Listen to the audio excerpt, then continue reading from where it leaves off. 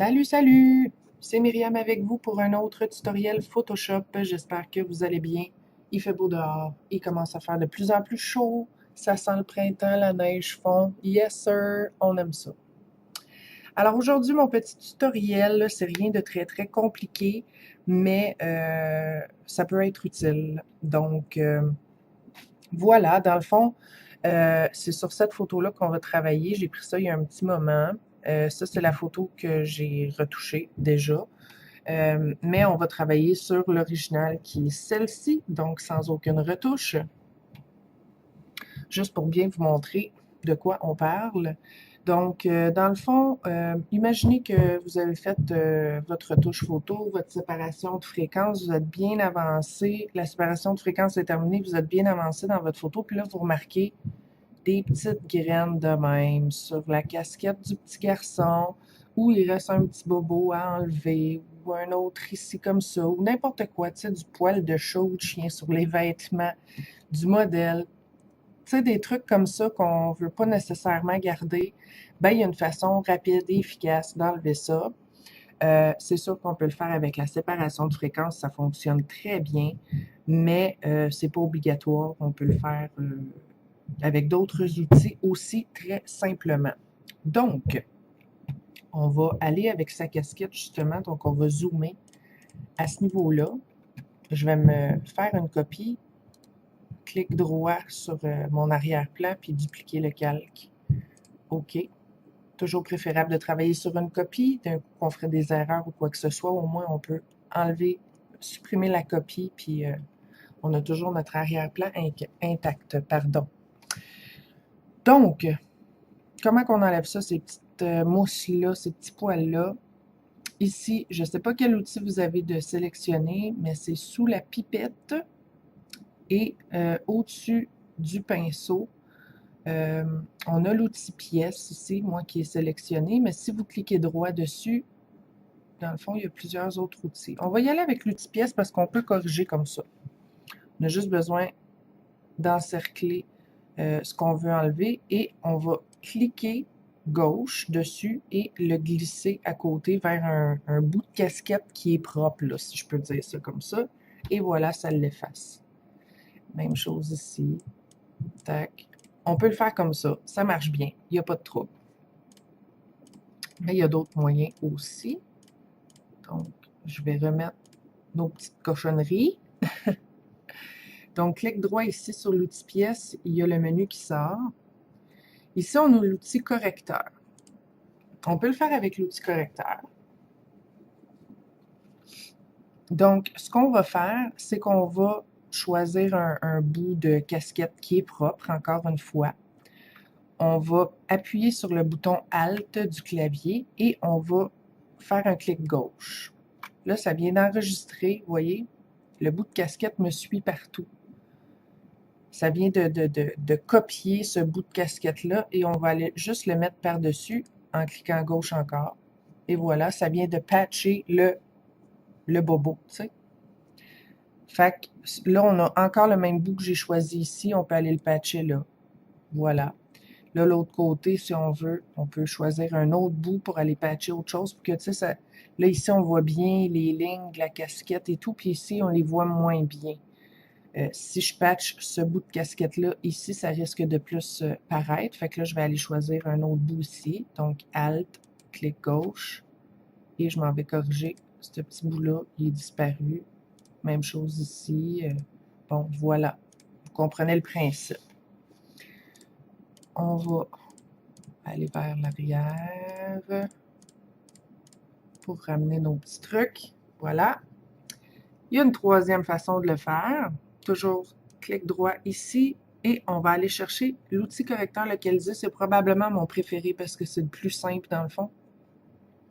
Tout ce qu'on a besoin de faire, je peux même aller réduire l'épaisseur. On va aller peindre par-dessus, ça fait une belle trace noire. Je lâche, c'est disparu. Je lâche, c'est disparu. Voilà, on va peindre dessus. Tu peux faire n'importe quelle forme bizarre si tu veux, ça ne te dérange pas. Il te met ça beau, beau, beau. Voilà.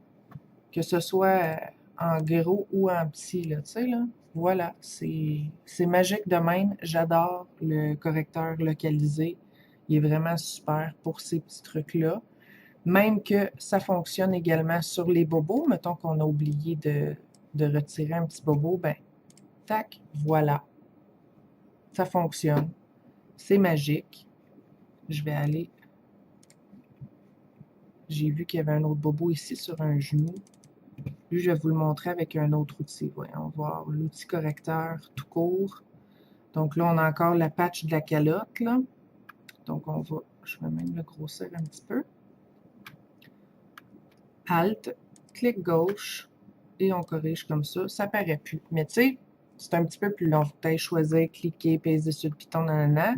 Tandis que avec le correcteur localisé, tu as juste besoin de faire un petit trait dessus, un petit prout.